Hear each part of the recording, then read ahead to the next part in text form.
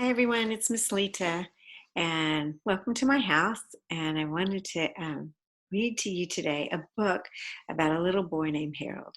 And Harold is a very good artist, and his favorite color is purple. So he has a purple crayon that's magical. So I can't wait to share that book with you. Um, if you want to go grab a purple crayon, you can do that, but I don't have a purple crayon, but look what I have. I do have all these cool colored pencils, purples and blues, but if you're ready, let's go ahead and start our book. I'm going to share it with you right now, and here we go. It's called Harold and the Purple Crayon. One evening, after thinking it over for some time, Harold decided to go for a walk in the moonlight. But there wasn't any moon, and Harold needed a moon for a walk in the moonlight. And then he needed something to walk on. So he made a long, straight path so he wouldn't get lost. And then he set off on his walk, taking his big purple crayon with him. Here's my purple marker. But he didn't seem to be getting anywhere on his long, straight path. So he left the path for a shortcut across a field, and the moon went with him. The shortcut led right to where Harold thought a forest might be. He didn't want to get lost in the woods, so he made a very small forest with just one tree in it. It turned out to be an apple tree. And the apples would be very tasty, Harold thought, when they got red. So he put a frightening dragon under the tree to guard the apples. It was terribly frightening dragon. It even frightened Harold, so he backed away. His hand holding on to his purple crayon shook. Suddenly, he realized what was happening. But by then, Harold was over his head in an ocean. He came up thinking fast, and in no time, he was climbing aboard a trim little boat. He quickly set sail, and the moon sailed along with him. And after he sailed long enough, Harold made land without much trouble. He stepped ashore on the beach, wondering where he was. Oh, where am I? The sandy beach reminded Harold of picnics, and the thought of a picnic made him hungry.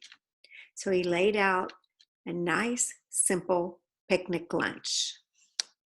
There was nothing but pie, but there were all 9 kinds of pie that Harold liked best. When Harold finished his picnic, there was quite a lot left, and he hated to see so much delicious pie go to waste. So Harold left a very hungry moose and a deserving porcupine to finish it up.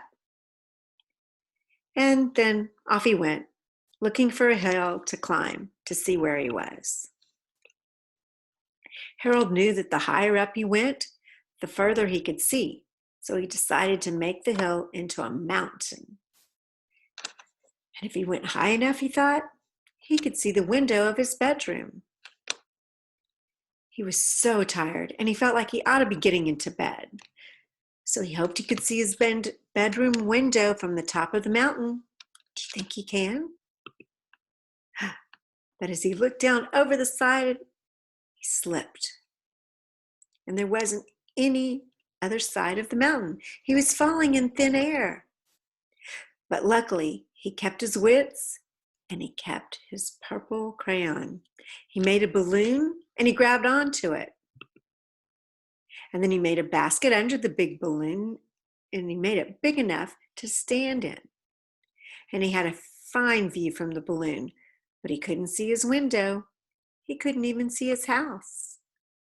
So he made a house with windows, and he landed the balloon on the grass in the front yard. But none of the windows was his window. He tried to think where his window ought to be.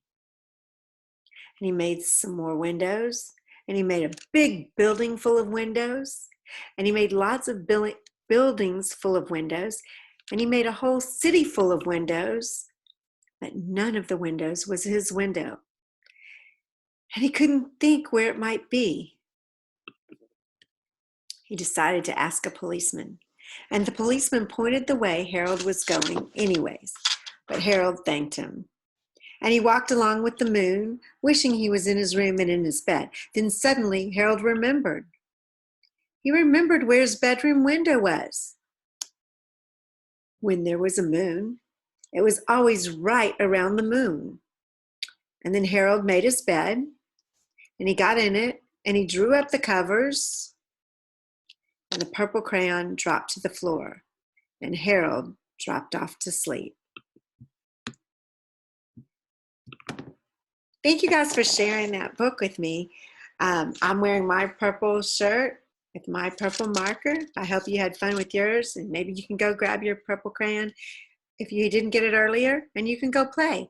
Hope you have a great day. Bye, you guys. Love you. Miss you.